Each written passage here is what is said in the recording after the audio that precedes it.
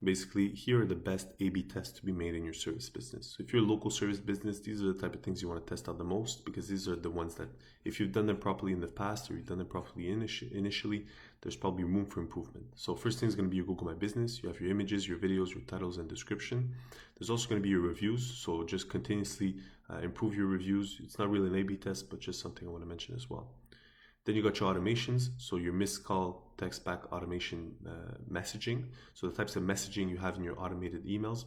Maybe you're asking for reviews, you're asking for referrals in those automated emails, or maybe even it's just like a missed call text back and so on.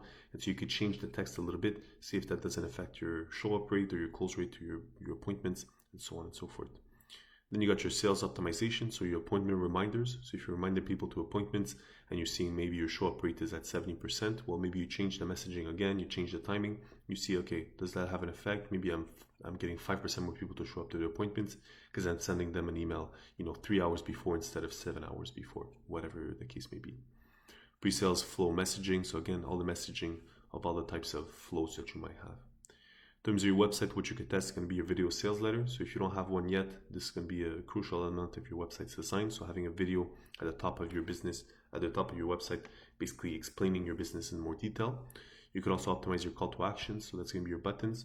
Maybe, it could be some simple stuff like changing the color of your button to red and seeing if that doesn't give you a 2% boost in conversion.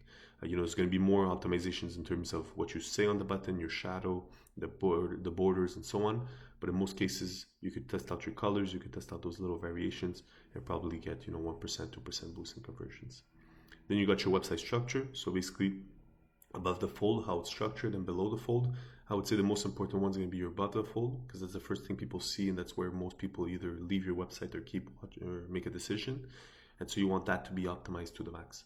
So you test out maybe 2 variations. You see, okay, variation A has this information, that information. Variation B has this information, that information. Which one performs better? Okay, this one performs better with 5% more.